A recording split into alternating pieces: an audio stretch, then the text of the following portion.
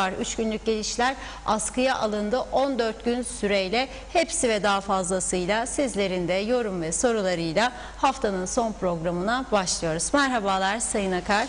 Merhabalar, tüm izleyenlerimize hayırlı günler dileyerek başlayalım ve bir son dakika haberiyle başlayalım. Evet. Tabii bu haber ülkenin ekonomik durumunu, özellikle turizm sektörünü bir kez daha olumsuz yönde etkileyecek bir haberdir. Sağlık Bakanlığı bugün bir karar alarak bizim programın başlayacağı saatlerde bir açıklama yaptı ve Bulaşıcı Hastalıklar Üst Komitesi'ne atfen alınan kararları açıkladı. Tabii en çarpıcı noktası bunun 3 günlüğüne ülkemize gelip de dönenlerden karantina koşulu aranmıyordu. Bakanlık bunu 8 Aralık'tan itibaren, yani 4 gün sonra 23 Aralık tarihine kadar 15 gün süreyle karantinasız girişleri tamamen durduruyor. Yani 3 günlüğüne de gelse, 1 günlüğüne de gelse 7 gün karantina uygulaması yapılacak diyor. Yılbaşı akşamına ilişkin aldığı karar vardır. Onu da okuyorum sizlere. Şöyle diyor: Sivil Havacılık Dairesi Müdürü de diyor Bulaşıcı Hastalıklar Üst Komitesi'nde toplantıya katılmıştır diyor. Yılbaşı akşamı ile ilgili yapılacak kutlamalarda etkinliklerin kişi sayısı sınırlandırılmıştır diyor. Bu da yılbaşı için şimdiden rezervasyon kabul eden bütün lokantalar, meyhaneler için önemli bir karardır. 300 metrekare ve üzerinde bir alanda en fazla 100 kişi olabilecek. 100 metrekare ile 300 metrekare arasında 50 kişi, bu da biraz insafsızlık gibi geldi. 100 ile 300 arasında dağlar kadar fark var. Yani nasıl oluyor? 100 kişi de 50 kişi, 300 isem gene 50 kişi, 295 isem biraz acemice alınmış gibi geliyor bana. Neyse, 50 ve 100 metrekarelik alanlarda küçük meyhanelerde, yani daha küçük, 50 de az bir yer değil, 30 kişi olacak şekilde düzenleme yapılacak. Adamın zaten garson parası çıkmaz o gece demektir. Yani onun için yılbaşı için pek umutlanmasınlar diyorum. Hava ve gemi yoluyla ikinci karar: ülkemize gelmek amacıyla bilet kesecek olan kişilerin şirketler tarafından HES kodlarının kontrol edilerek geliş biletlerinin kesilmesi gerekmektedir diyor. HES kodunda temaslı veya COVID-19 pozitif olduğu belirlenen kişilere bilet kesilmemesi gerekmektedir diyor. Ülkeye girişte yapılan ikinci PCR test sonucu COVID pozitif çıkan kişilerin HES kodunda COVID pozitif olduğu veya temaslı olduğu saptanan kişilere bilet kesen şirketlere diyor Bulaşıcı Hastalıklar Yasası kapsamında cezai işlem uygulanacaktır. Yani adam pozitiftir, sen ona bilet kestin veya temaslı olduğu nereden bilecek bilmiyorum, HES kodu neyi kapsıyor, bilet kestin diyor, sana diyor ceza uygulayacağım. Yani Adana'daki bir şirkete nasıl ceza uygulayacak KKTC, o da ilginç bir durum, bilemiyoruz onu da. Üçüncü karar maddesi 8-12-2020 saat 00:01, bu da demektir 7'si, yani gece yarısı bitecek bu iş, ile 23-12-2020 saat 23:59 saatleri arasında ülkemize düzenlenecek charter seferler, özel uçaklar, tarifeli seferler ve gemi yolu ile ülkemize giriş yapmak amacıyla 3 gün ve daha kısa süreli karantinasız giriş uygulamaları iptal edilmiştir. Söz konusu tarihler arasında ülkemize karantinasız girişler durdurulmuştur.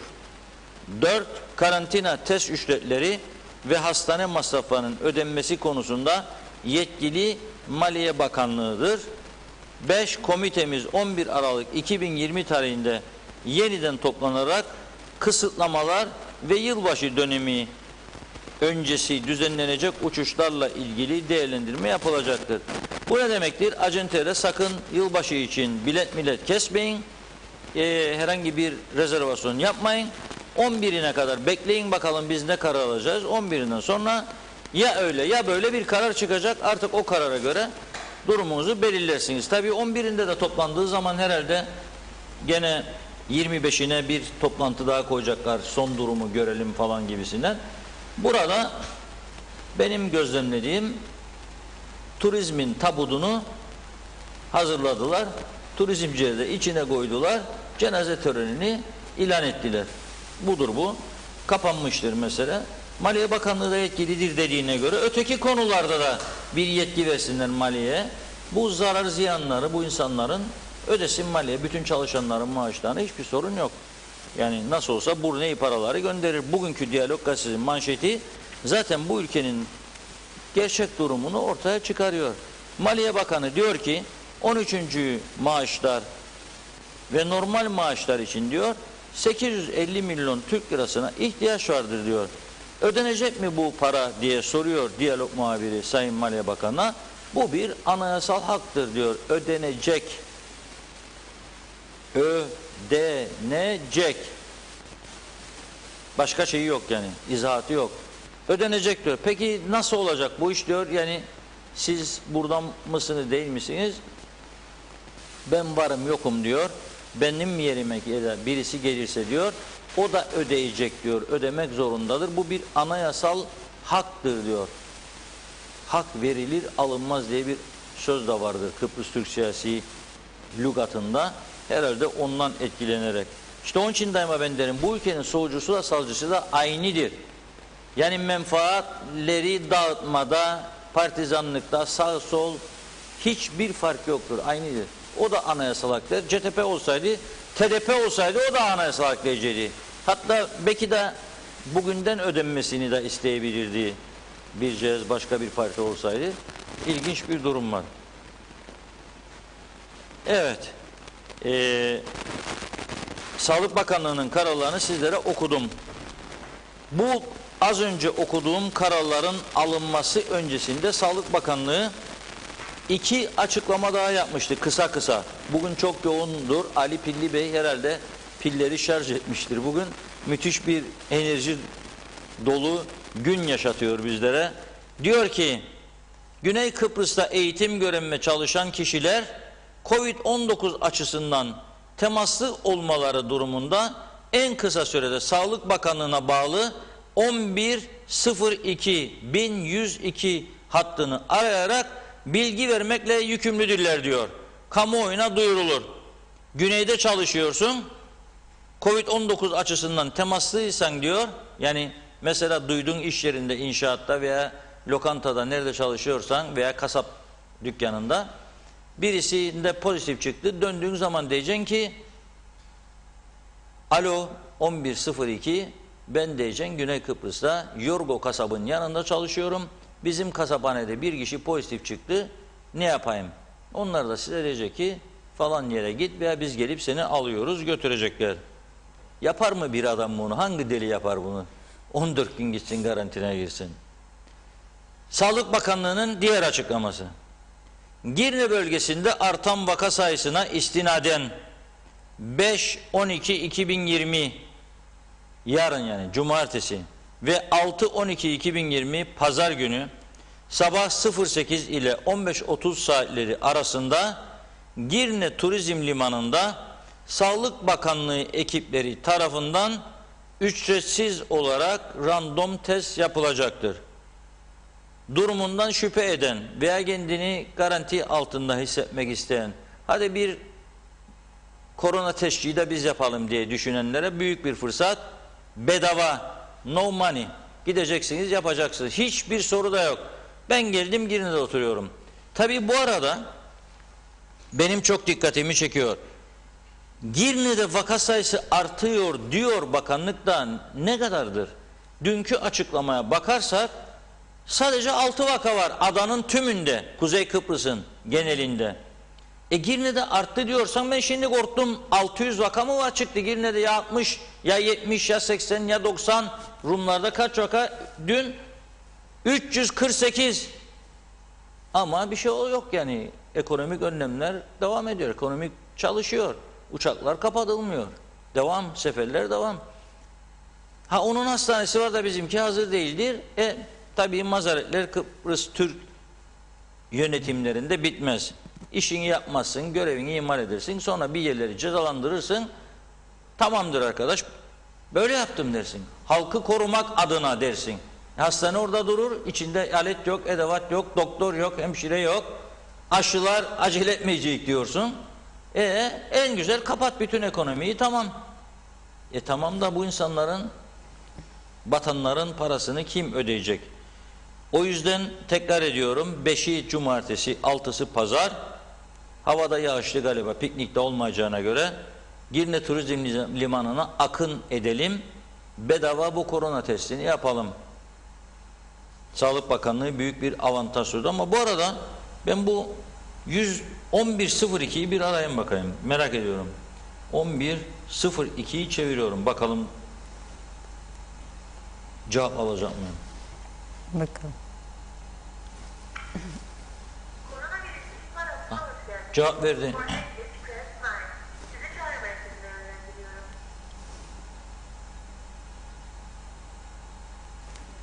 Hadi bakalım.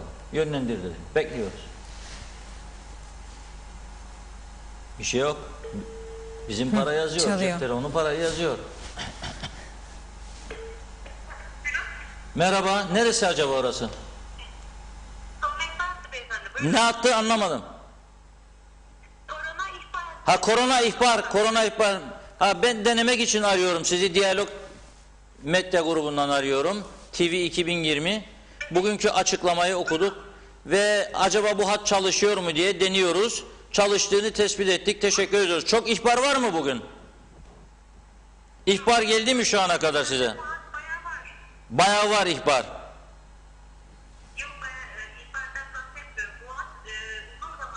Vardır. Bugün geldi mi diyorum, bu yeni açıklama oldu bakanlıktan bugün. Bakanlıktan bugün bir açıklama geldi. 11.02'yi arayınız diyor. Güney Kıbrıs'ta çalışanlar için size.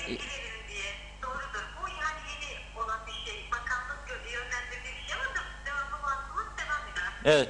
Arayan oldu mu bugün bu açıklamadan sonra? Oldu. Bilgilendirdiniz. Peki teşekkür ediyorum. Kolay gelsin. Sağ olun. Evet, gördüğünüz gibi bizim işler garantili. Garantiye almazsak halkı ikna edemeyiz tabii. Onun için denedik, gördük. Evet. Ali Pilli Bey ve ekibini kutluyoruz. 11.02 hattı çalışıyor. Güney Kıbrıs'ta çalışıyorsa vatandaşlar, çalışanlar ve öğrenciler, ki bu rakam 2000'in üzerindedir. Eğer orada herhangi bir şüpheli bir durumla karşılaşırlarsa döndükleri zaman diyor bizi arasın. Bir numaralı duyuru 11.02 idi. 2 numaralı duyuru bugün için söylüyorum. Bedava korona testi Girne Turizm Limanı'nda. 3 numaralı duyuru girişleri kapatma anlamına gelir. Yani adam gelecek bir gün için, 2 gün için, 3 gün için, sen ona 7 gün karantina diyorsan zaten tatil süresi 2 gün, cuma gelecek, pazar gecesi dönecek. Demek ki sen kilitlemiş durumdasın. Bütün limanları, kapıları kilitlemiş durumdasın. 7 gün, 2 günlük tatil için kimse gelmez. 7 gün karantinaya girecek olan turist gelmez zaten. Adam bir hafta izni olsa da bir haftayı karantinada geçirdikten sonra ne yapmaya gelecek bana buraya? Ya Antalya var, Kıbrıs'a gelmesi gerekmez. Antalya'ya gider, İstanbul'da oturan adam isterse, Ankara'da oturan, yahut da geçer Bulgaristan'a gider, kazinolu bir yığın otel var, vize de yok, karantina da yok, hiçbir şey yok. Yani o yüzden bu karar ekonomik olarak bedeli ağır olacak, bunun bellidir. Tabii Girne'de patlama varsa onu da bilmemiz lazım. Artan vaka diyor ama ne kadar arttığı da açıklanmıyor. Enteresan bir durum. Bütün lokantalara, meyhanelere de bir mesaj var burada. Şu an itibariyle 300 metrekare ve üzerinde ise yeriniz, en fazla 100 kişi alabileceksiniz. 100 metrekare ile 300 metrekare arasındaysa, ki bu karar tamamen yanlıştır. Yani 100 ile 300 arasında çok fark var. Maksimum 50 kişi diyor. 50 ile 100 arasında olanlara da maksimum 30 kişi olacak şekilde düzenleme yapınız diyor. Ona göre herkes tedbirini alsın. Şimdiden yani 300 metrekarelik bir yere 250 kişi rezervasyon yapmayınız. Ha yaparsanız ne olacak? Yani o gece polisler, sağlık ekipleri, itfaiyeciler falan gezip denetleyecek değil yani. Böyle bir şey olmadı bugüne kadar. Olmayacak. O ayrı mesele. Ama eğer olursa denetleme ceza kuralları uygulanacak diyor Sağlık Bakanlığı. Bugün programımızı daha güzel bir konuyla açmak istedik aslında. Ama gündem bir anda değişti Sağlık Bakanlığı ile ilgili. Çok güzel bir konuyla açmak niyetindeydim bugün. Arkadaşlar bu elimdeki zarfı önceden veremedim size ama böyle bir zoom yapın bakalım. Bu zarfı bir görsün izleyicilerimiz. Elimdeki zarfı bir zoom. Evet, geliyor arkadaşımız.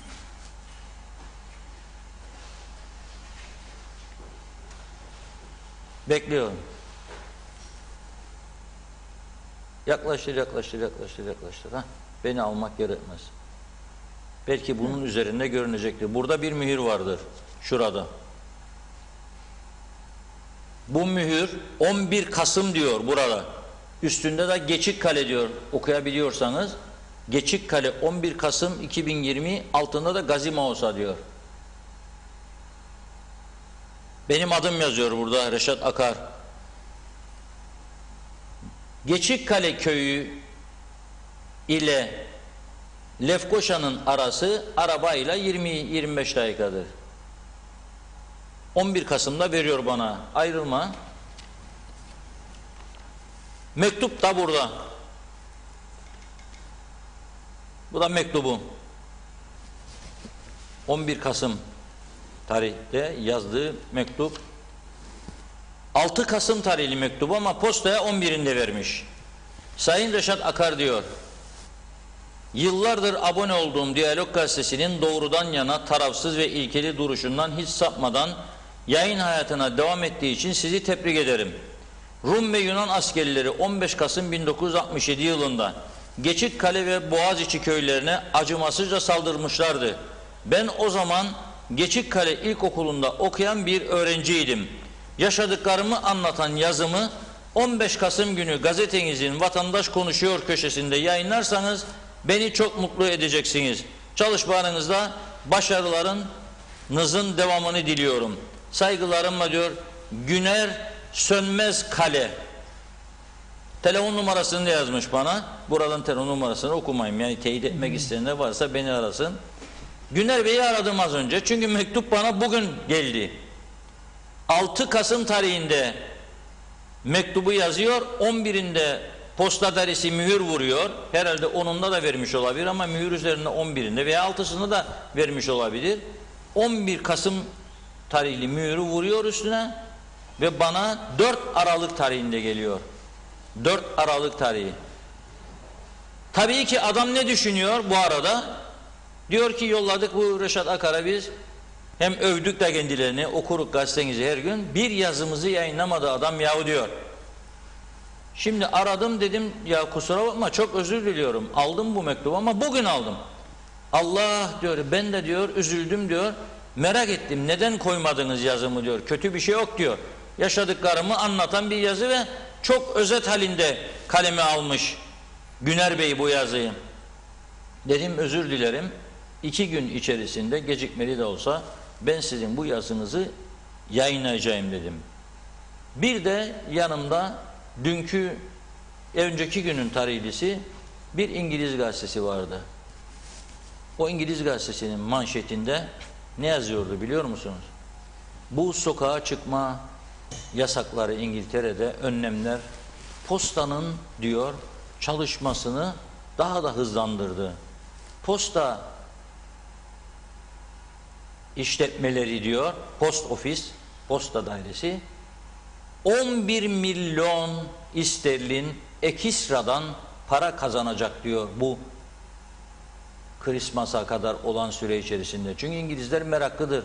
Kart yollarlar birbirlerine ve Christmas'larını kutlarlar. 11 milyon sterlin daha kar edecek diyor. Bizimkisi ise Geçikkale'den buraya Mausa'da olsa yüreğim yanmayacak. Mausa daha uzaktır. 1 saat arabayla 45 dakika. Geçikkale 25 dakika.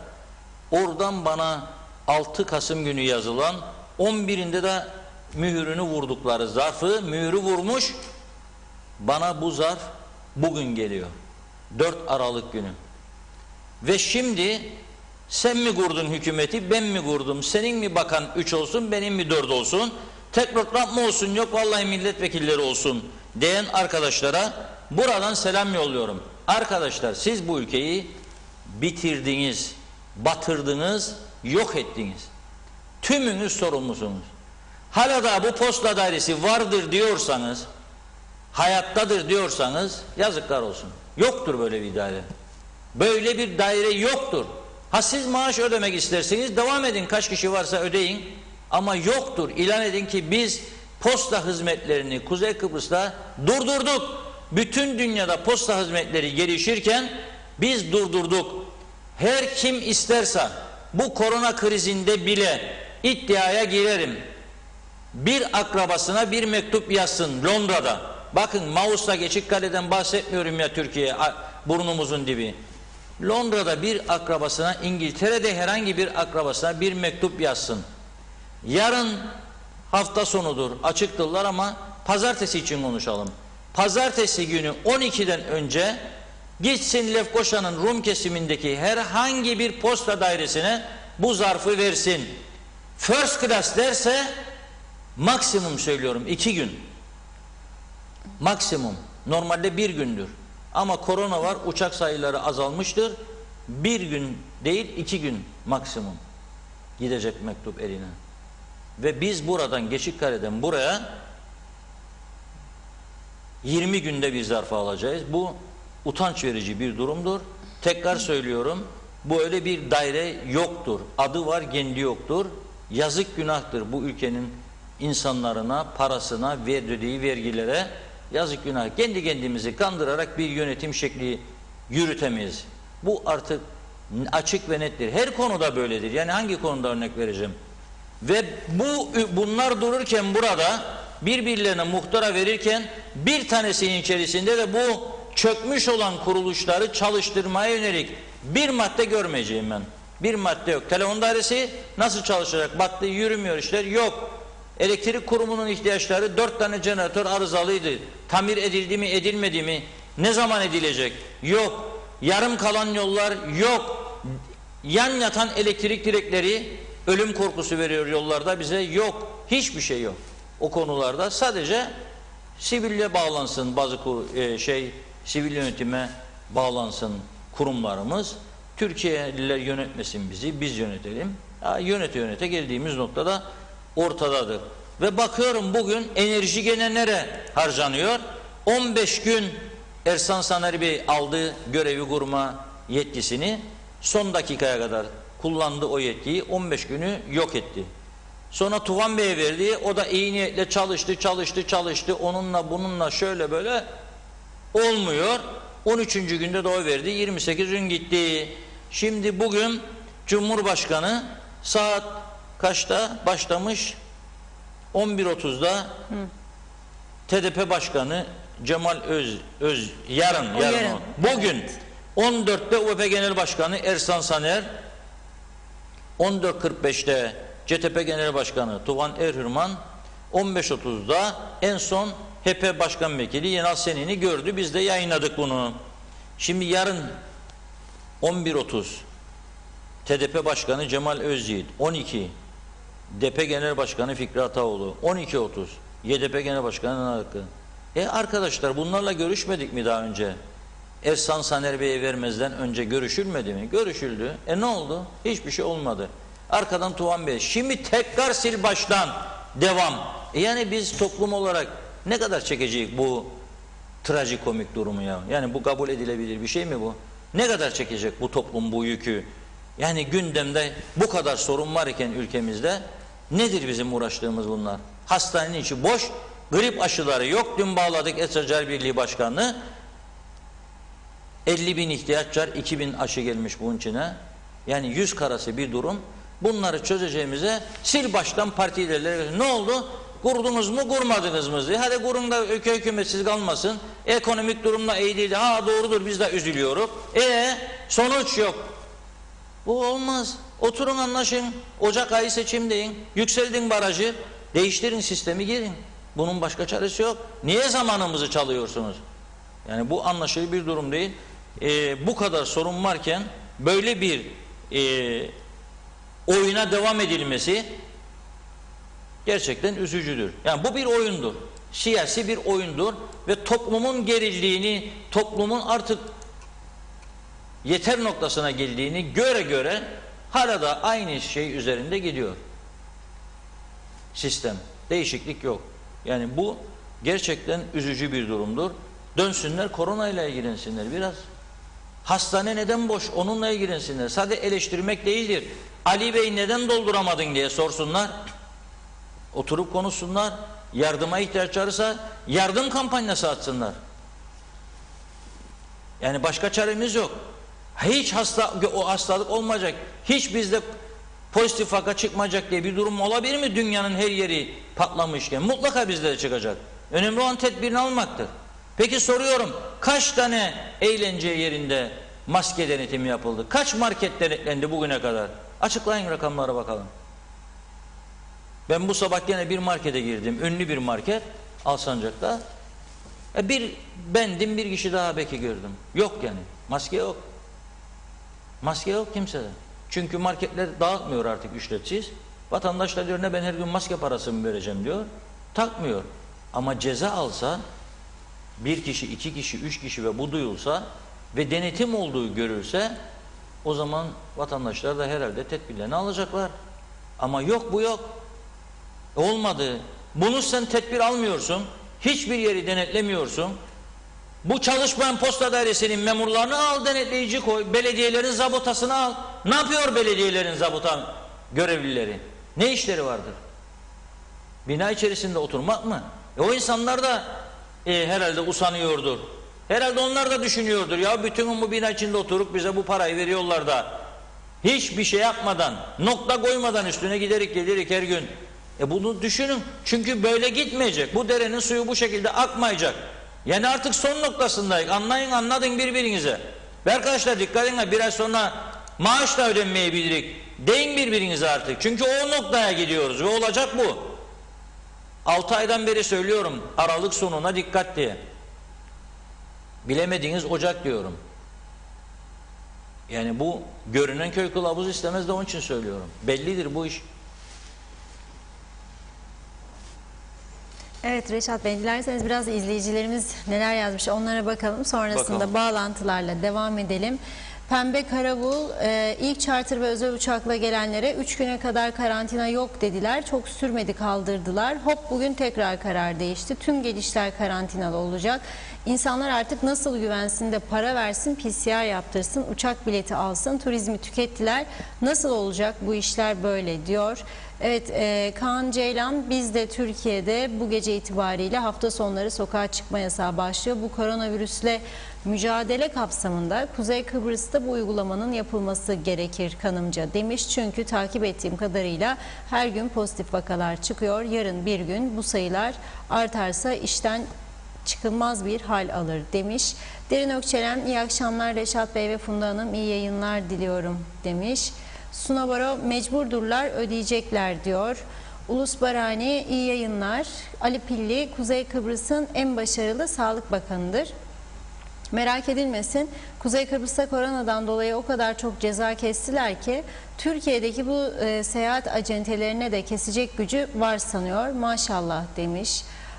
Hüseyin Koltan, hayırlı akşamlar diliyorum. Funda Hanım, Reşat Bey, Diyalog Gazetesi'nin 7. yılını kutluyor. Başarılarının devamını dileriz. İyi yayınlar, kolaylıklar dilerim diyor.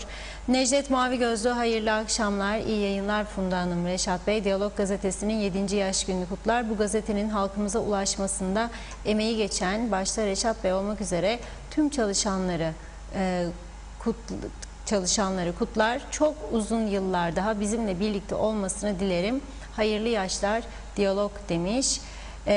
Armah Temel de iyi yıllar diliyor. Burhan Canbaz göndermiş mesajı. Dış Basın Birliği Başkanı Rasih Reşat şöyle yazmış. Hemen aktarıyorum size. Sayın Reşat Akar, Diyalog Medya Grubu yayın yönetmeni, Diyalog Gazetesi'nin 7. kuruluş yıl dönümü coşkusunu sizlerle paylaşıyoruz. 7 yıl boyunca gazetenizin başarıyla sürdürdüğü yayınlar ülke demokrasimize ve çok sesliliğe önemli katkılar yapmıştır. Sizin önderliğinizde yapılan yayınlar ve haberler Kuzey Kıbrıs Türk Cumhuriyeti'nin daha ileriye gitmesine birlik ve beraberliğimiz kazanımlar sağlamıştır. Şahsınız nezdinde tüm çalışanlarınızı kutluyor. Nice başarılı yıllar temenni ediyoruz. Rasih Reşat, Dış Basın Birliği Başkanı. Evet, Didem Türkeün, iyi yayınlar Diyalog Medya Grubu, 7. yılınız kutlu olsun. Nice 7'leri kutlamak ümidiyle, sevgiyle iyi yayınlar dilerim demiş. Sağlık Bakanlığı'nın aldığı karar yerinde bir karardır diyor. Sağlık yoksa iş de olmaz demiş. Halkın sağlığı için alınan kararlarda sağduyulu olalım diyor. Galip Sekban, iyi yayınlar Reşat Bey, Funda Hanım, başarılarınızın devamını dilerim. İyi ki varsınız. Da biraz olsun gündemden haber alırız demiş. Musa Rafet Yılmaz, Reşat Bey nasılsınız demiş. Elektrik faturaları daha gelmedi. Sanırım pazartesi gelecek. Neden 37 günlük fatura ödemek zorunda kalacağız diye sormuş. İyi yayınlar diliyor. Evet, Ciğerci Muro, Şehit Rusu Okulu'nda öğrenciler ders görürken pencereleri açık tutuyorlar. Kapatılması söylendiğinde bu kış böyle olacağı söyleniyormuş. Çocuklar hasta oldu, lütfen bunu uyarsınlar demiş. Evet, Kadir Yıldırım, iyi akşamlar, iyi yayınlar Reşat Bey. Hastalıktan ölmektense kuru ekmekle geçinmeyi tercih ederim diyor. Doğan Falyalı, iyi yayınlar dilemiş. Sakın geç kalma, erken gel. Sakın geç kalma, erken verdi bari 13. maaşı ki belki alışveriş olur, kullanılacak paranın bir kısmı geri maliyeye dönsün demiş. Akçay Muhtarlığı, iyi yayınlar Funda Hanım ve Reşat Bey, iyi ki varsınız diyor. Evet, Aziz Miralay, bakanlığın kararlarını yerinde buluyorum. Turistle başımız göğe mi erdi diye sormuş. Bu durumda götürüsü getirisinden daha çok olan bir sektör diyor. Pelin Aykut, biz de akşam vakti aramıştık.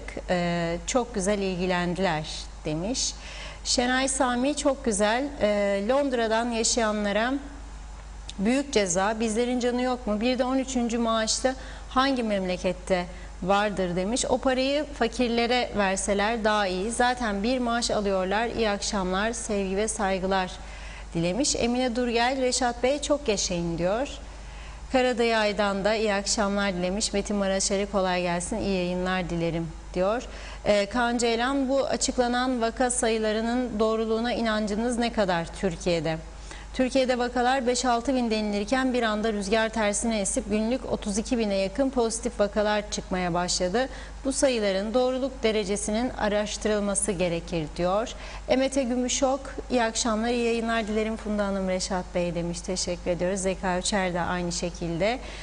Kıbrıs Türk Atatürkçü Gençlik Hareketi Genel Sekreteri Arınta Şarkan, Kıbrıs Türk Atatürkçü Gençlik Hareketi Dış İlişkiler Sekreteri Yönetim Kurulu üyesi Eşref Alkış, Kıbrıs Türk Atatürkçü Gençlik Hareketi Yönetim Kurulu üyesi Sertaç Peralı, Diyalog Gazetesi yurttan ve dünyadan gelişmelere tarafsızca haber yaptığı için tebrik ederiz.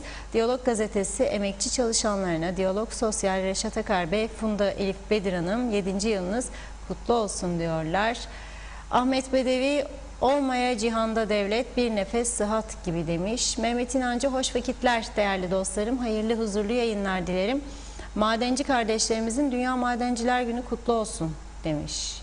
Neslihan Ozan Şahin, iyi yayınlar diliyor. Sayer Aker, Kuzey Kıbrıs bizim yurdumuz, gayret etmezsek, iş görmezsek ayakta kalması zor. Halk yılbaşı biletlerine hücum etti, umutsuzluk bunalttı demiş. Turgay Gezen, Sağlık Bakanımızın göreve yeni başladığında hiç unutmuyorum, basına verdiği bir demeç sırasında hastanenin alo randevu birimini defalarca aramama rağmen hiç kimse telefonuma cevap vermemişti diye bir serzenişte bulunmuştu. Madem Reşat Bey canlı yayında kendi cep telefonuyla test etti ve cevap aldı diyor.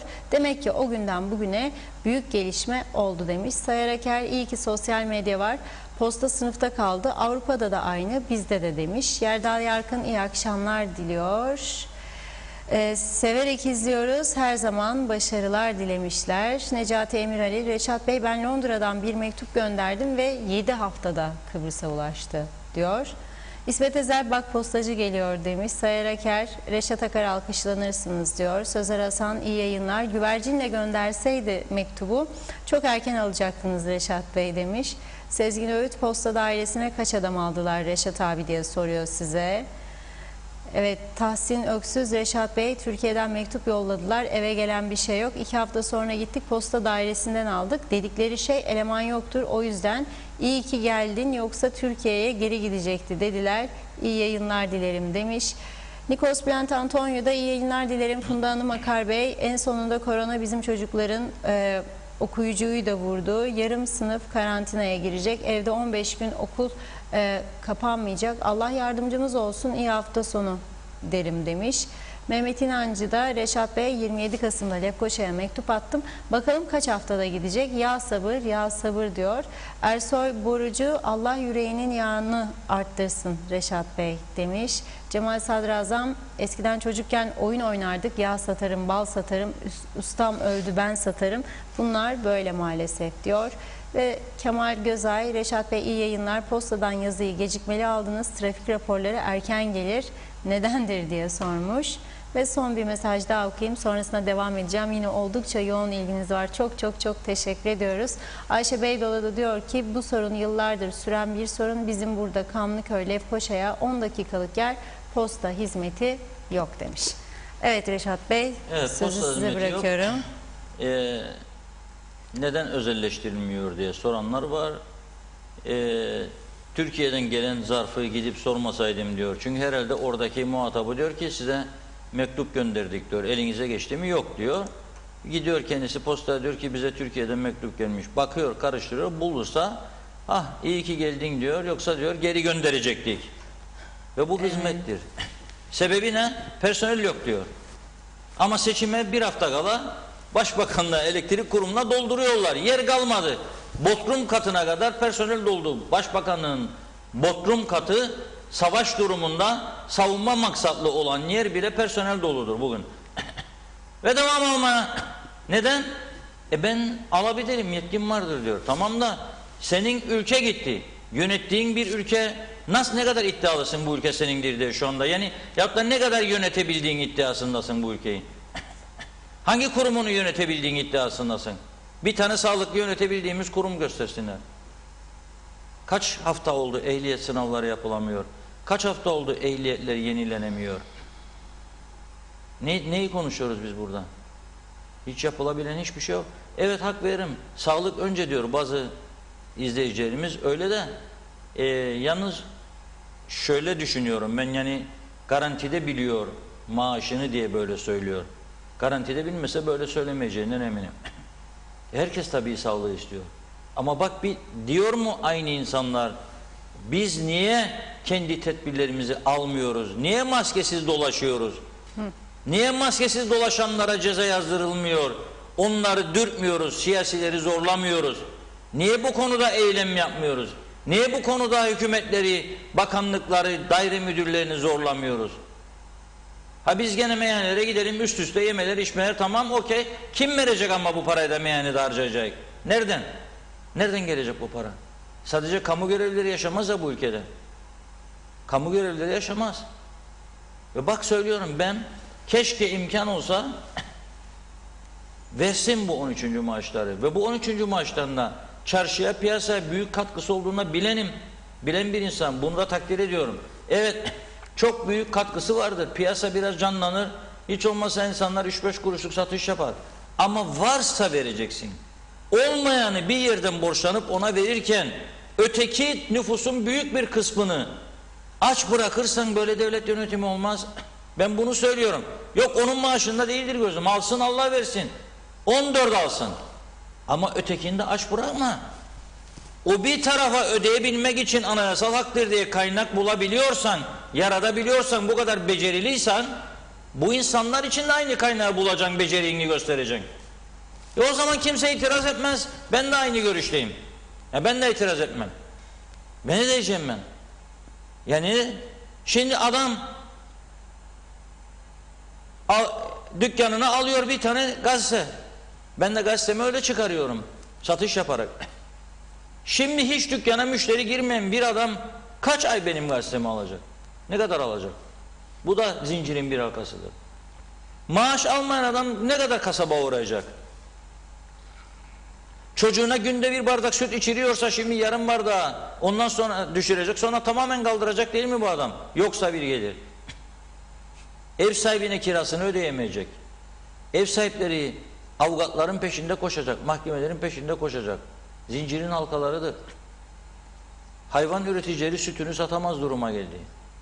Hellimler, peynirler elde kaldı. Sütler elde kaldı. Kasaplar %85 satışlarının azaldığını söylüyor. Tavuk durumu aynı şekilde. Nüfus azaldı, turist yok, öğrenci yok. Bu çark nasıl dönecek, bu ekonomik çark? Buna çözüm üretsinler ve kapatsın. Hiç itirazım yok. Çözüm üretsin ama buna. Yani tamamen başınıza geleni çekin olmaz. Geçen günlerde 2 gün üst üste örnek verdim. Tekrar aynı örneği veriyorum. Şimdi bir özel iş yerinin çalışanı hafta sonu nişana gitti veya düğüne gitti. Veya meyhaneye gitti. Orada bir tane pozitif vaka çıktı. Sağlık Bakanlığı soruyor. Diyor ki senin diyor orada olduğun mekanda kimler vardı? O da başlıyor saymaya. Ali Veli 49-50. O Ali Veli'yi gidip buluyorlar. O da diyor Ayşe Fatma. Bir bunları topluyorlar. Diyorlar ki sizi karantinaya alacak. Tamam arkadaş. Ölçtün. Pozitif değil. Testini yaptın. Niçin alıyorsun? Bilmem kaç günde ürermiş. Tamam kabul ettik onu da. 14 günde karantina aldın götürdün. Otel parasını ödüyorum ben diyorsun devlet olarak. İyi de işe gitmiyor. İşten bu parasını alamayacak. Veya berber dükkanı var. Kapattı dükkan yok. Gelir yok. Kim ödeyecek 14 günlük gelir kaybını? Nasıl evine çocuklarına bakacak? Yemek alacak? Ödeyeceksin bu parayı. Bana ne ya bırak kalsın. Devlette çalışsa öderdin. Devlette çalıştığı zaman ödüyorsun. Nerede bu sosyal sigorta sağlık fonları ne işe yarıyor? Bizden kesiyorsunuz yıllarca her ay maaşlardan. Bu da bir sağlık sorunu değil midir? Yani illa ben doktora gittiğim zaman omzum ağrır da yaz bana doktorcuğum 3 günde kaytarayım işten de götürüp vereyim market sahibine yahut da konfeksiyoncuya yahut da mermerciye diyorsun. Alıp götürün o geçerlidir. Buna da ver o zaman. Ben seni 14 gün kilitledim bu adamı de. Korona nedeniyle de Sağlık Bakanlığı'na da Çalışma Bakanlığı'na da talimatı ver. Bu geçerlidir de. Çalışma Bakanlığı'na da. Bu sağlık raporu olarak geçerlidir demen lazım. Onu da yapmıyorsun. Nasıl olacak bu iş? O zaman kim ödeyecek bu 2 haftanın parasını? Bunlar hepsi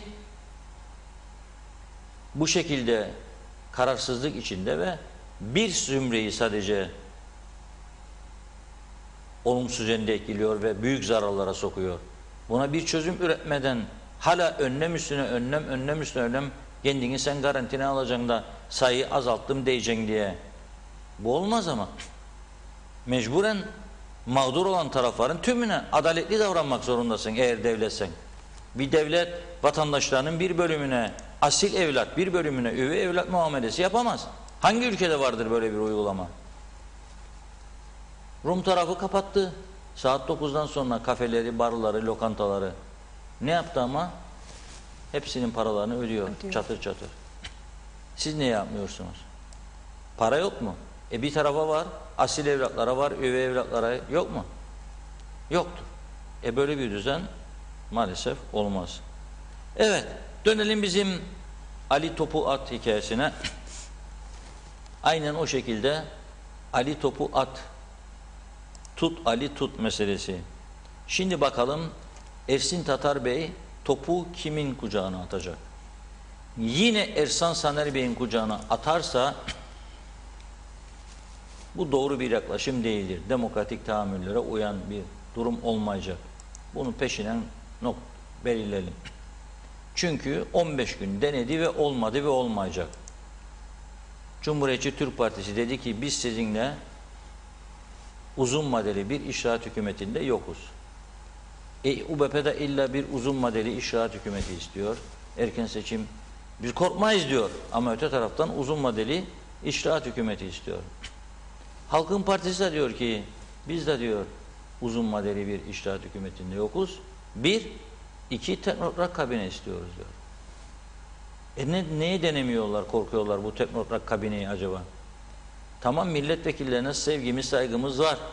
Evet, milletvekilleri de beceriklidir, yeteneklidir biliyoruz ama bırakın bir daha bu işi çok iyi yapabilecek dıştaki adamlar parti rozeti takmadan üstüne bir sonraki seçimi düşünmeden 5-6 aylığına olsun biraz süpürsünler ya memleketi hiç olmasa. Yağmur yağdığında yağmurluğu giyip süpürgeyi alıp süpürsünler. Yağmur drenaj kanallarını açsınlar hiç olmazsa. Taksınlar eldivenleri, alsınlar çöpleri ağzından o kapakların da su akıp gitsin. Para istemez bu iş. Sevgi ister, ülke sevgisi ister. İnsanlık ister. Bunu da yapmıyorsak biz şu anda bu siyasi rozet altında bırakın yapsınlar. Görev eğer böyle olacaksa yine Ersan Saner'e verilecekse bir 15 gün daha falan gün falan önce parti meclisi tabii. Şimdi tabii bugün başlattı temasları. Yarın da devam edecek. Evet. Cumartesi. Pazar hava yağışlıdır. Mangal olur mu olmaz mı ama kapalı alanlarda olur. Pazartesi herhalde bir görevlendirme yapılacak. O görevi alan parti yetkili organlarını çağıracak toplantıya. Emergency bir durum var yine. Son dakika. Hadi arkadaşlar cizmeleri giyin gelin de bize verildi hükümet nasıl kuracağız bu işi? Toplantı üstüne toplantı. Ertesi günü ziyaretler, randevular alınacak. Hadi koy Tufan Hoca kahveyi de geliyorum diyecek Ersan Bey, koyacak. Hadi oradan çıkacak, koy Yenal kardeşim ya da Kudret Hocam da geliyorum.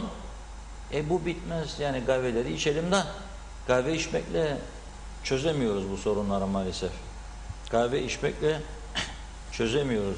Belki o kahvenin içine bir şeyler damladılarsa belki bunları hareketlendirir diye düşünüyorum ama o da yasağa girer, söyleyemeyeceğim. Ama bu şekilde olmayacak.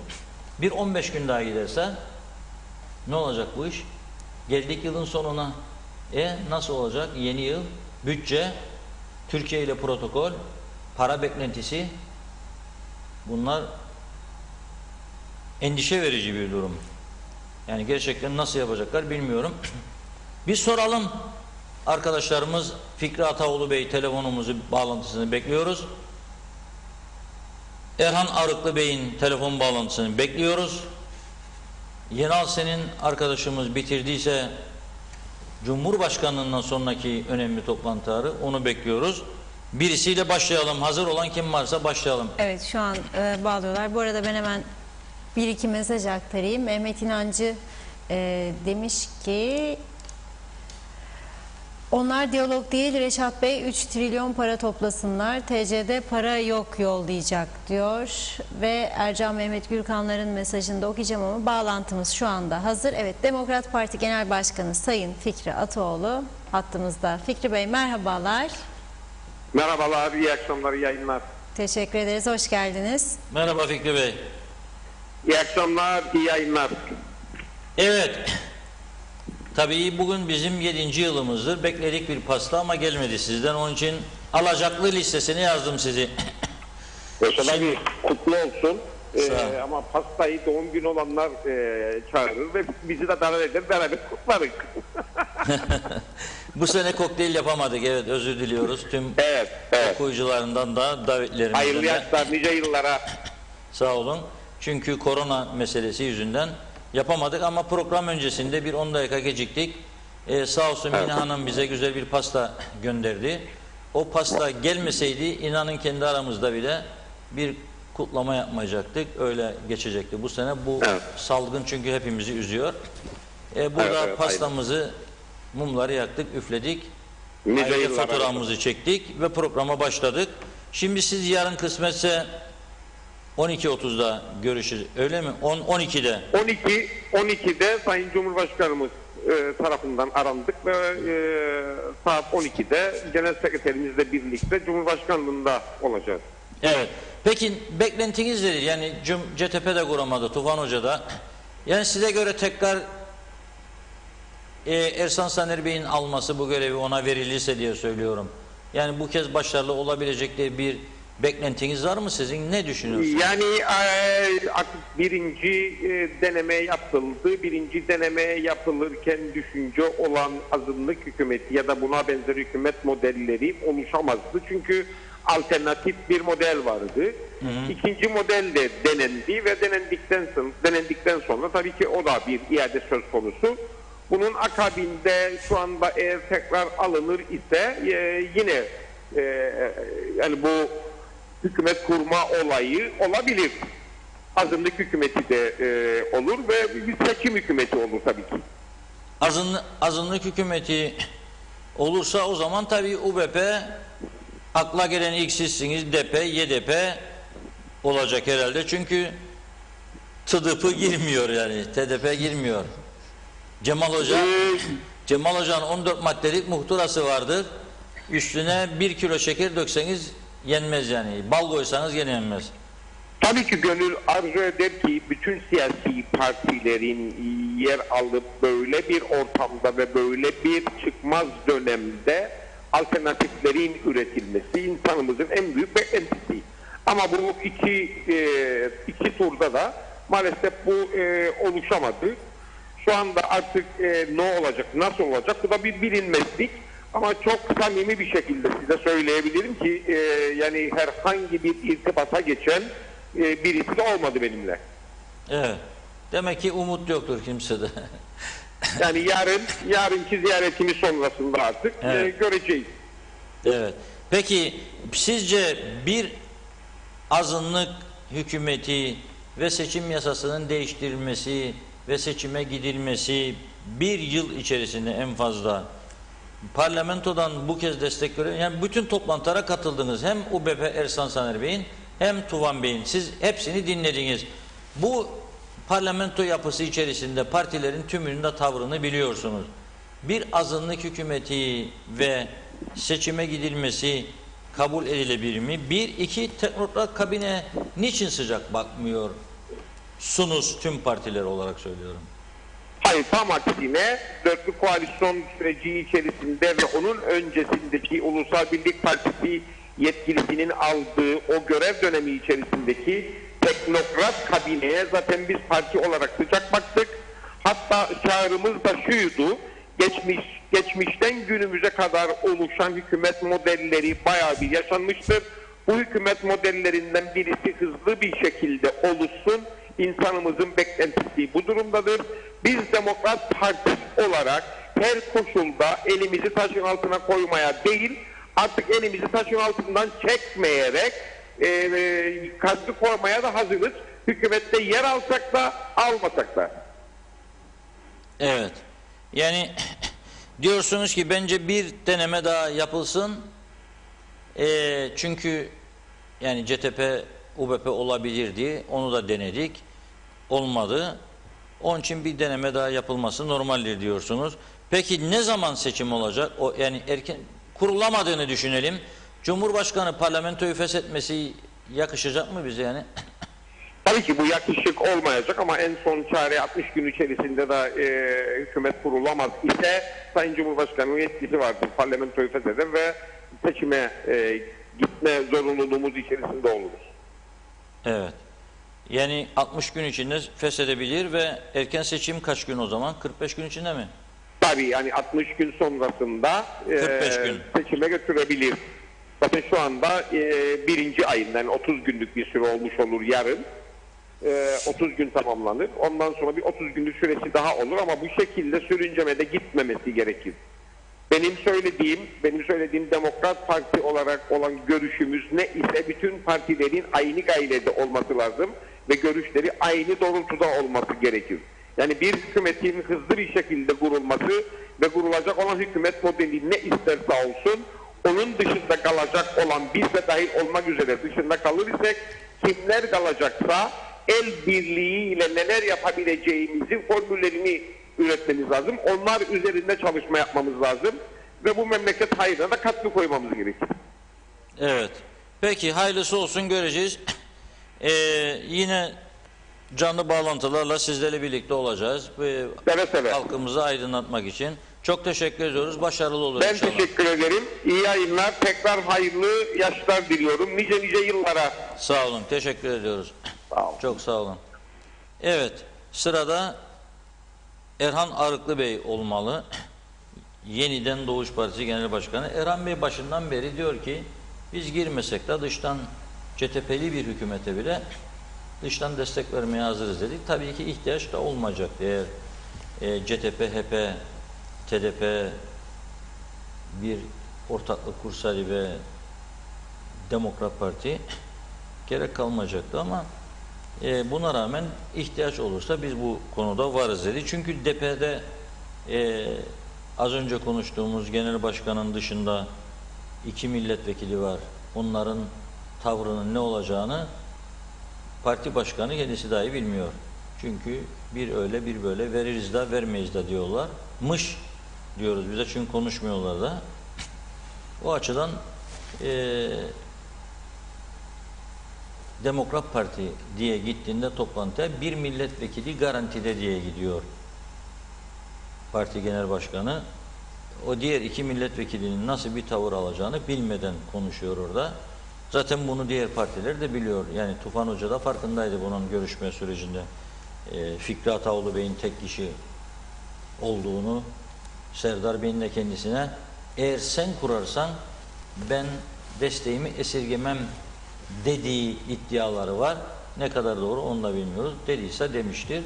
Verirse verir. Ama onu da geride bıraktık artık. Şimdi yeni bir süreç başladı. Onu takip edeceğiz. Hazır mı arkadaşlar Erhan Arıklı Bey? Hazırlanmak üzere, birkaç saniyesi var. Ben bu arada dilerseniz hemen bir mesaj daha aktarayım. Ercan Mehmet Gürkanların. Reşat Bey, öncelikle Gazete ve TV 2020'ye hayırlı yaşlar dilerken konuşmalarınızı takip ediyorum. Çok güzel demiş. Sayar Aker, adada hükümet var ama güneyde bizim siyasiler mide bulandırıyor diyor. Hamide Oğuz Zemin'de iyi akşamlar Reşat Bey, bunları boykot yapalım, sandık başına gidilmesin, hepsi sil baştan olsun, sadece posta dairesi değil tüm daireler hiçbir şey yapamaz, yapacak bir şey yok çünkü diyor seçim uğruna doldurdular dedi. Sayar Aker, Finlandiya örnek olsun diyor. Güler Tutkulu da İçişleri Bakanlığı randevu sistemine geçti ama verdikleri telefonlara bakan yok. Postadan mektup 20 günde geldiyse bu sistemde iyi gelmiştir demiş. Müfit Hüseyin, 45 senedir postacı yoktur. Aman olmasın kapınızda postacılar gelmesin, çok tehlikeli. Onun için postacılık başlamadı demiş. İsmet Ezel nice yedilere diyor. Eda Bilginsel'in mesajı var. Eda Bilginsel Aksoy. İyi yayınlar. 7. yaşınızı kutluyorum. Nice yıllarınız olsun. Bir türlü hükümeti kuramadılar. Bunlar sanki hükümetçilik oyunu oynuyorlar. Sevgilerimle demiş. Mehmet İnancı da hayırlı yaşlar. Diyalog Medya 7. yılınızı kutlar. Sonsuz başarılar diledi. Sencer Aksel iyi yayınlar diliyor. Ömer Alaçam, bu sistem tam çökünce Girne kapısında banana dağıtacaklar halka demiş. Mustafa Özsoy, Diyalog ailesine daha nice yıllar diliyor. Teşekkür ediyoruz. Evet, Arın Taşarkan'da Kıbrıs Türk Atatürkçü Gençlik Hareketi Dış İlişkiler Sekreteri Eşref Alkış, Kıbrıs Türk Atatürkçü Gençlik Hareketi Yönetim Kurulu üyesi Sertaç Peralı, yurttan ve dünyadan gelişmelerde tarafsız haber yaptığınız için tebrik ederiz. Diyalog Gazetesi emekçi çalışanlarına diyor. 7. yılınız kutlu olsun. Talay Sertan, mesajını okuyacağım ama evet, telefon bağlantımız hazırmış. YDP Genel Başkanı Sayın Erhan Arık'la hattımızda. Erhan Bey merhabalar. Merhaba, iyi yayınlar diliyorum Funda Hanım. Teşekkür ediyoruz. Hoş geldiniz programımıza. Reşat Bey merhaba. Merhabalar hocam. Bak söyledik. Allah'ın emri üçmüş. 2 defa dedik Sayın Başbakan Yardımcısı olmadı. Şimdi bugün 3.'yü söylersem pazartesinden sonra inşallah olacak bu iş. Ya nasip diyoruz. Olabiliyor mu? Olabilecek mi acaba? Ne düşünüyorsunuz? Yani kime verilmeli bu görev şimdi sizce? Yani siz Ersin Tatar'ın yerinde otursaydınız görevi gene bir defa daha Ersan Bey'e mi, yoksa bu defa da Halkın Partisi'ne mi verdiniz 3. parti olarak? Yani Yoksa bir milletvekiline mi?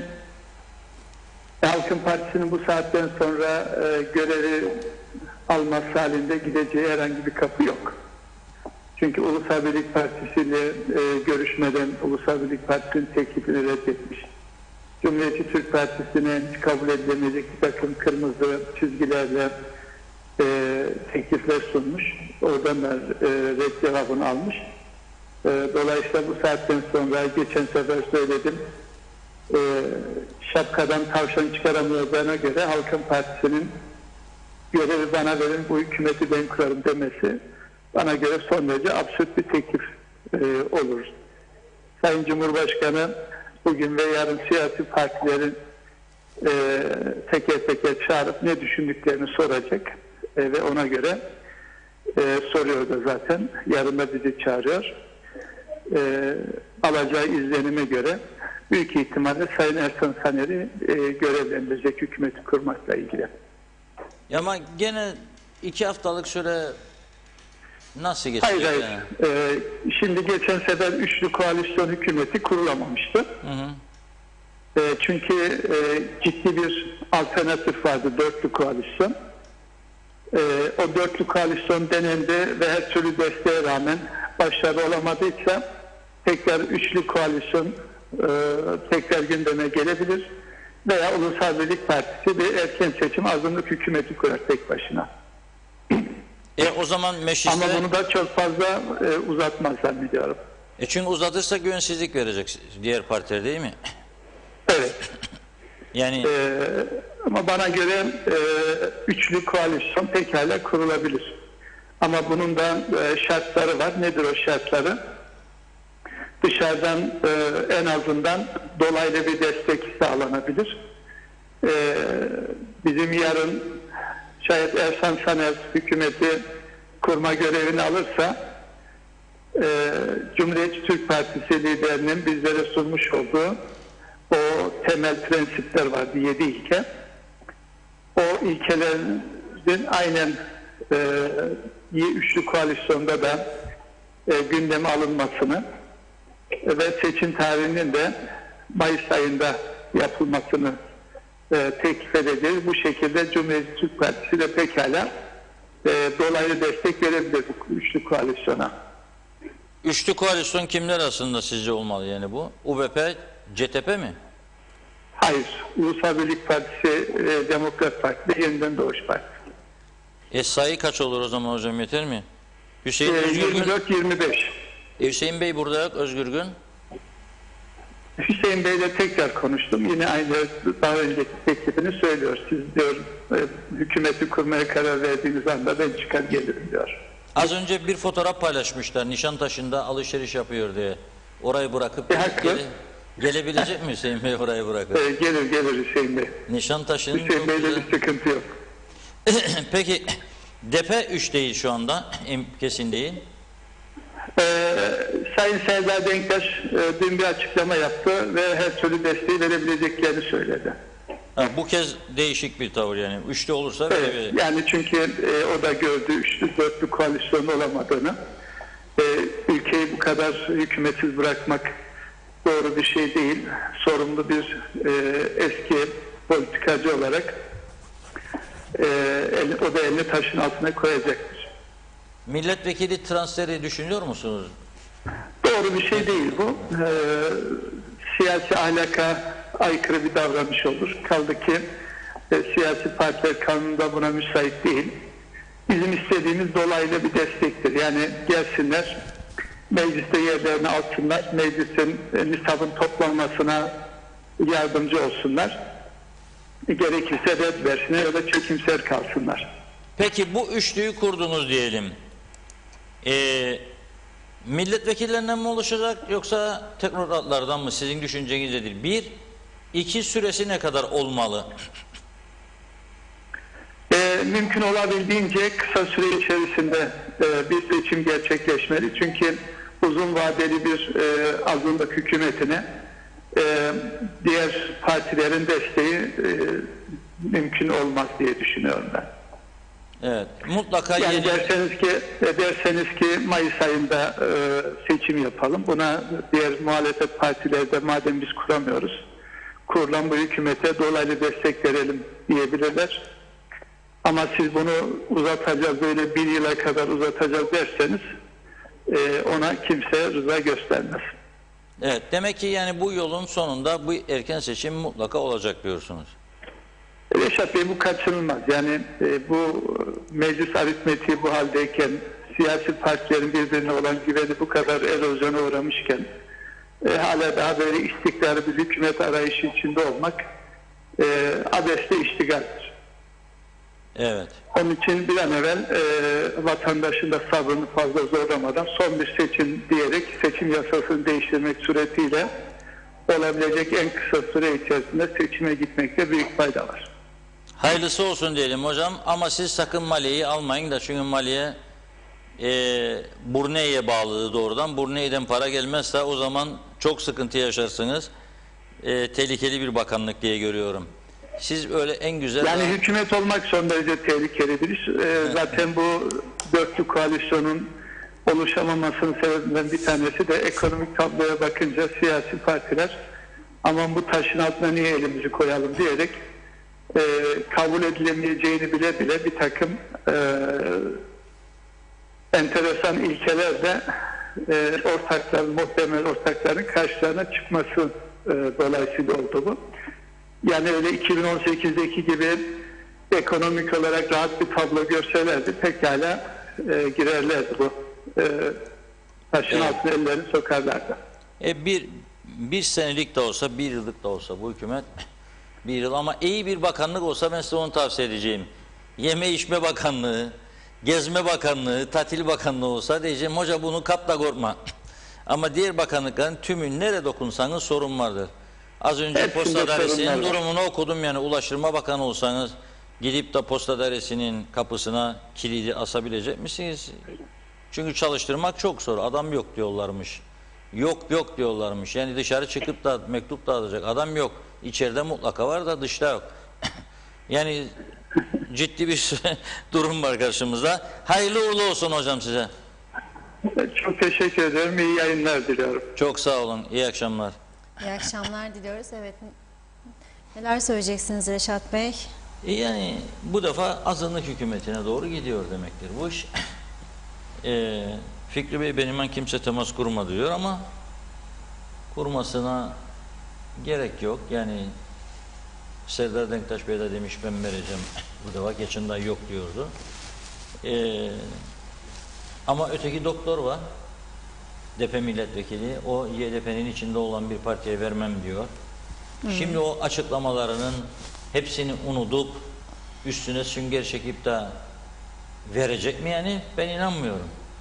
Yani siyasette devam etmeye ihtiyacı olmayan, işi iyi bir doktor olan bir insan bu sözü söyledikten sonra YDP'nin içinde olacak bir hükümete vermem. Verir mi bilmiyorum. Bana göre vermez. 25 Hüseyin Özgürgün Bey gelirse olur. O da gelmezse 24. Bu doktor arkadaşlarımız da 23. Yani azınlık hükümeti kriz var demektir. Risk altındadır. Ne kadar yürüyecek? Burada endişeliyim şahsen ben bu hükümetin, ama dediğim gibi denesinler. Her şeyi denedik zaten bunun içinde. Deneye dibe gittik. Bakalım bunu da denesinler. Bu dibin de dibi yok ya. Dibin dibi diptir gene. Bakalım neler olacak. İzleyicilerimizden de çok fazla yorumlar var bu arada. Hemen hızlıca birkaç tane okuyun da bir konu daha var. Ona da değinmeden kapatmak istemiyorum bugün. Okuyorum. Şerife Turgar Derya 7. yılımızı kutluyor. Başarılar diliyor. Sibel Seren'in mesajı vardı. Üstü olduğu için silindi. O da kutlamış. Taner Şah, eski meslektaşım Reşat Bey ve Funda Hanım nice 7 yıllara hep birlikte Güney 1800 doz Covid-19 aşısı sipariş etti diyor. Evet, Şansel Sağlar'ın bir mesajı var. Reşat abi hayırlı yayınlar dilemiş. Erdal Yarkın başarı huzurla nice yıllar diliyor. Ethem Durak hayırlı yaşlar. Partilerin bazıları çatıyı yedi demek istedi herhalde. Umarım bu defa daha makul davranırlar. Maaşlara gelince herkese maaş verilsin. Ayda 30 bin liralık 4 bin ev girenler var. Müsait bir maaş bıraksınlar. Herkes kemeri biraz sıksın ama sendikalar ne der bilmem demiş. Emine Özatilla iyi akşamlar. Reşat Bey, Funda Hanım, Diyalog TV 7. yılını kutluyorum. Nice nice yıllara. Başta Reşat Bey tüm çalışanlara kutlu olsun. İyi ki varsınız demiş. Gazetenin 7. yılı. Evet. Televizyonumuzun 6. yılını kutladık 4 Kasım. Şimdi gazetemizin 7. yılını bugün dolmuş oluyor. Kaç sayı çıkmışız? 2557 sayı. 2557 günde burada görevimizin başındayız. Bu bir rekordur. Bir zaman yazacağımız kitaplara bu da girer. Evet Reşat Bey, siz hiç izin kullanmadınız değil mi? Yok, ben 7 yıldır hafta 7 gündür mutlaka işime geliyorum gidiyorum. 7 gün hafta böyle bir çalışma disiplinim var. Tabii zaten yurt dışı da şimdi durdu. Bir yere gidecek olsak da gidemeyiz. Onun için maalesef böyle oldu. Evet, bir iki mesaj daha aktarayım. Şansel Sağlar, Reşat abi hayırlı yayınlar. Ben sizi İngiltere'den severek izliyorum. Ailem dahil. Biraz önce bir şey bahsettiniz belediyeler için. Benim evimin yanı yeşil alandır. İçine köpek kulübesi kurdular. Bunun şikayetini oranın sakinleri hiçbir şey yapamaz dediler. Benim evime tamir yapardım. Oradan çıkan pisliği oraya kenara dökerdim ve sonra hepsini kaldırırdım. Kaldırmadan belediye adamları geldi şikayet üstüne. Sizce bu doğru bir yaklaşım mı diye sormuş. Özgün Öztemel iyi akşamlar dilerim. Diyalog Gazetesi'nin 7. yaş gününü yürekten kutlarım diyor. Malik Efe Alman başbakan olmalısın Sayın Reşat Akar demiş. Nikos Bülent Antonio okullarda pencerelerin açık olma mecburiyeti var. Hava değişimi olmalı diyor. Emine Özatilla Reşat Bey halk kendini korumuyor. Sonra her tarafı kapatalım. Hangi ülkede bu kural uygulanır? Halk restoranlarda yer eğlenir. Çok rahat. Korunma diye bir şey yok demiş. Necdet Mavi Gözlü milletvekilleri, müsteşar ve müşavirler 13. maaşı bir tarafa bırakın normal maaş bile almayı hak etmiyorlar diyor. Bir kısım hariç diye parantez içinde ek geçmiş. Milletvekilleri meclise gittikleri yok. Gittikleri zaman kimisini sandalyede uyurken görüyoruz. Müşavirler hiç işe gitmediği halde maaş alıyor. Çok merak ediyorum, bir insan hak etmediği parayı aldığı zaman kendi kendine sormaz mı diyor, bu parayı hak ettim mi diye. Bu yüzden 100 sene böyle gitmez, eninde sonunda bu gemi batar demiş. Halil Onur, Reşat Bey selamlar. İnsanlar işsiz, aç, iş yok. Pandemiden önce 3 vardiya çalıştıran hasta olmayacak. Cenazen olur, izin yok. Şimdi de işten çıkarttılar, alacağımı alamıyorum demiş. Selim Göçmenoğlu iyi akşamlar, iyi yayınlar dilerim sizlere demiş. Ünsal Baybu, 40 sene yaratıkları bu bozuk düzeni şeytanlar bile işin içinden çıkamaz. Yaşasın rant diyor. İsmail Kerçin iyi yayınlar dilemiş. Turgay Gezen, özel sektörde çalışanlar için vermiş olduğunuz hastalıkla ilgili sağlık raporlarının ödenmemesi çok yerinde ve doğru bir değerlendirmedir Reşat Bey. Bu da bizlere gösteriyor ki bu devlet çalışanları arasında kamu ve özelde çalışanlar diye çok ciddi ayrım yapmaktadır. Böyle bir devletten sosyal devlet olarak söz edebilir miyiz diye sormuş. Böyle bir devlette çalışma barışından söz etmeniz mümkün mü diye soruyor. Kemal Yoksul selamlarını yollamış. Fikret Gönlübol 7. yılımızı kutluyor. Mustafa Özcan, birazcık halkı düşünüyorsanız erken seçimi bile beklemeyin demiş. Ali Seven, elektriğe zam mı oldu bilen var mı? Bana 400 civarı gelen fatura 730 lira geldi diyor. Hasan Beydola, Reşat Bey, Sedat Simavi Motor Bölümü mezunuyum. Okumayı sevmediğim için üniversite mezunu olamadım. Yarı buçuk İngilizcem, yarı buçuk Çincem var. Bak aracı ol, hükümeti ben kurarım demiş. Turgay Hilmi 7. yılımızı kutluyor. Daha nice başarılı yıllar dilemiş. Almanya'dan sevgilerini yollamış. Mehmet Cihan da iyi akşamlar diliyor. Bence Ali'nin elindeki topu alıp saklamak lazım. Atılacak top olmayınca belki o zaman hükümet kurulabilir demiş. Evet, okumadığım kişilerden farklı mesajları aktaracağım. Çünkü galiba bugün de yetişmem mümkün değil. Görünen o ki Ali Baba bunun tek çaresi Cumhurbaşkanı'nın çizmeleri giyip bir bürokrasi hükümeti kurup seçim yasasını değiştirip anayasayı değiştirip ve seçim hükümeti veya azınlık seçim hükümeti ve bakanlıklar da dışarıdan getirilmesi ve güven oyuna da gidilmesidir. Başarılar dilerim demiş. Mustafa Özcan, bütün iktidarlar ne yasa ne anayasa ne kural tanımadılar ama 13. maaş diyor gündeme geldiğinde ne hikmetse herkes anayasaya sarılıyor. Bu anayasa sadece kamuda çalışanlar için mi çıkartılmış diye sormuş. Niye özel sektörün baba yasası bile belli değil diyor. Evet, buyurun Reşat Bey, sonrasında yine devam edeceğim son mesajlara. bir konu vardı ama ben de Mustafa Bazıbalı Bey'in dün okuyamadım mesajını. Bugün de atlamış olmayayım. Evet. Başka mesajlar da vardı. Bazıları diyor ki işte sağlık kötü durumda falan diyormuşum diyor. Demek ki tam dinlemiyor. Sağlık önlemlerinin yetersizliğini söylüyoruz.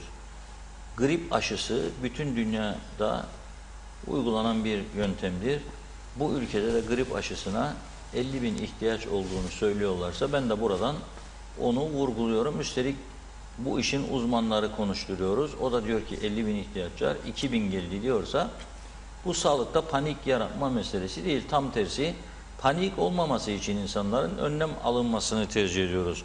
Bunun gibi görüşleri geçiyorum burada. Mustafa Bey diyor ki ülkenin içinde bulunduğu siyasi enkazı örtbas etmek ve vatandaşların moralinin yerine gelmesi için maliye devamlı olarak 13 maaşlarına ödeneceğini dile getiriyor. Merak ediyorum hangi bankadan 850 milyon TL borç alınacak? Maliyenin bu borç üzerine rahmetli Süleyman Demirel'in borç yiğidin kamçısı sözlerinden bir basamak önde olmak, üste çıkmak için çalışıyor diyor. Üstelik diyor vatandaşın Sayın Cumhurbaşkanı'nın dedi kaldı orada devamının ne geldiğini kestirmek biraz zor. Fakat şunu söyleyeyim. Ben bir club işletmecisiyim diyor yazan başka bir vatandaşımız. Evet. 9 Mart'tan beri bizi kapattılar. Bir kuruş yardım etmediler. Binlerce bar haftada 7 gün sabah 3'e kadar açık. Korona bulaşmıyor. Club'ları, gece kulübü demek isterler. İzinleri haftada 1-2 gün korona bulaşıyor. Herhalde Sağlık Bakanımız korona ile anlaşma yaptı diyor. Bilmiyorum vallahi orasını. Korona ile anlaşma yaptım yapmadım ama enteresan bir durum vardı. Bu arada şu anda sıcağı sıcağına Sağlık Bakanlığı bir açıklama yaptı ve diyor ki bugün 1760 test yapıldı. Sadece 6 pozitif vaka var. İşte geliyorum başa. Girne'de artan vakalar diyor bu kararları alırken. Burada da diyorsun bana hepsi 6 vaka var bütün Kuzey Kıbrıs'ta. Nerede patlama var da hemen yasaklara başvuruyorsun? Benim itirazım bunadır. Olmayan bir şeyi esas büyüten onlardır. Olmayan bir şey. Bu kararı şu anda kendisi açıklıyor. Bakan Pilli 1760 test yaptık diyor. 6 pozitif vaka diyor. 7 kişiyi taburcu ettik diyor. Burada da 1 saat, 1,5 saat önce yaptığı açıklamada şöyle diyor.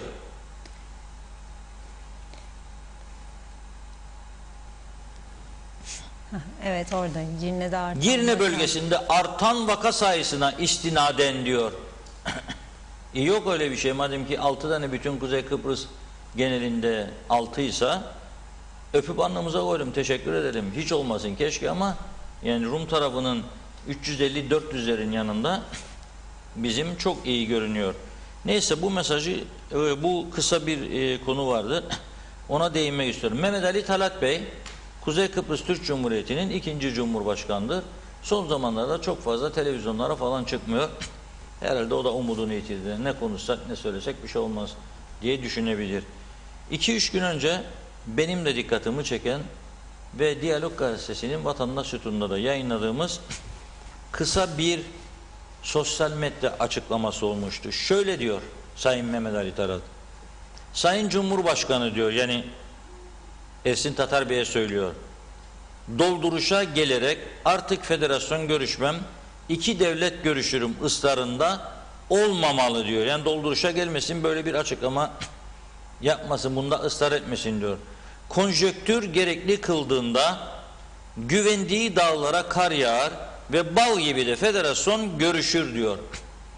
Daha önce Gönyeli'ye bile gitmem diyen rahmetli Denktaş, gün gele New York'a uçmuş, 2002'de Kopenhag'a gitmeyeceğini duyururken Dışişleri Bakanı'nı göndermek zorunda kalmıştı.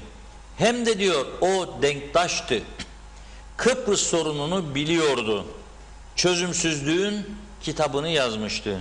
Sayın Tatar daha dün bir, bugün iki sözlerine mukayyet olmalı diyor Mehmet Ali Talat Bey.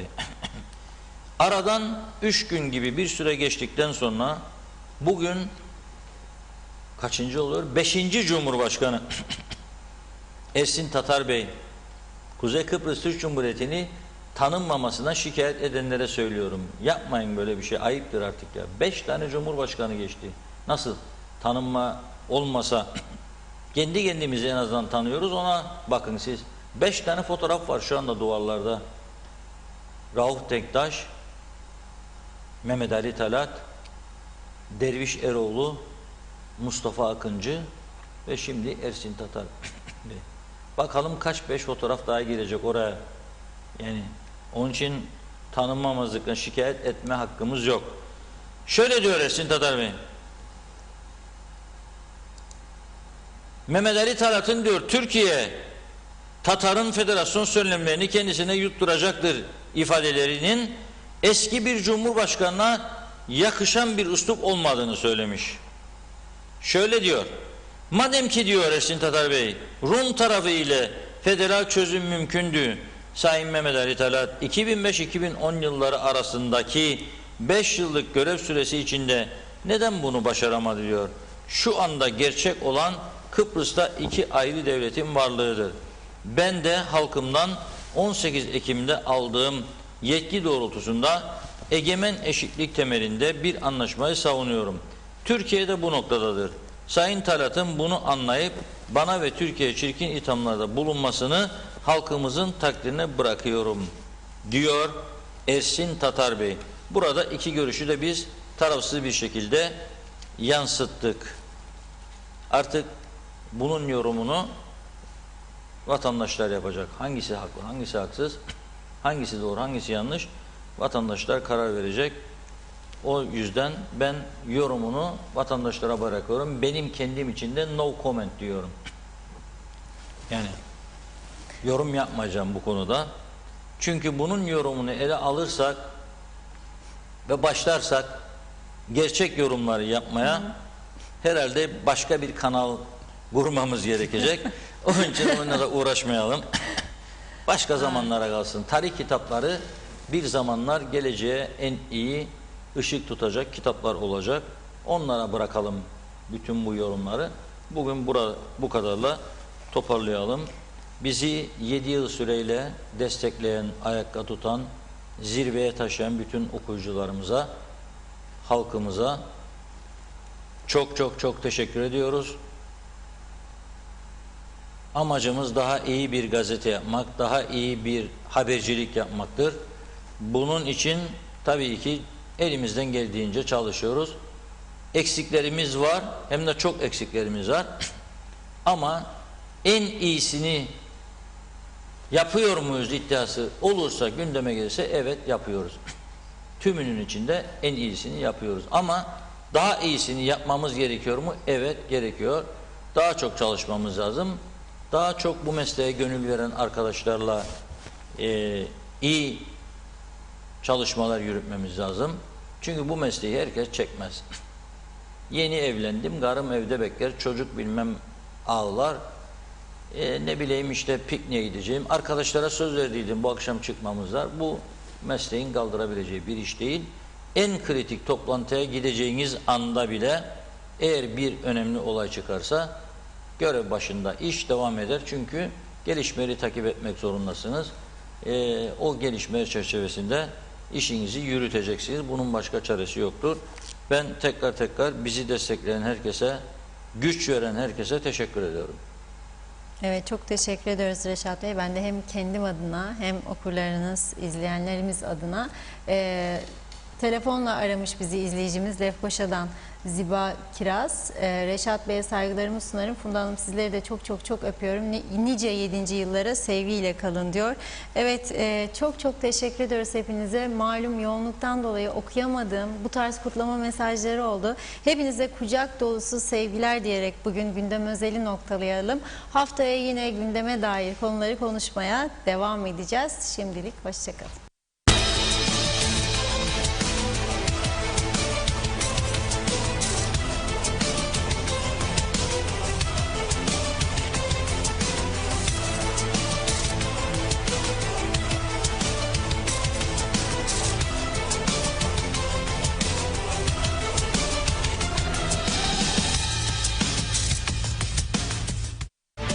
Halk Meclisi'nde şimdi konuşma zamanı. Diyalog Medya Grubu Genel Yayın Yönetmeni Reşat Akar, ekibiyle birlikte köy ve kentleri dolaşıyor. Vatandaşın şikayetleri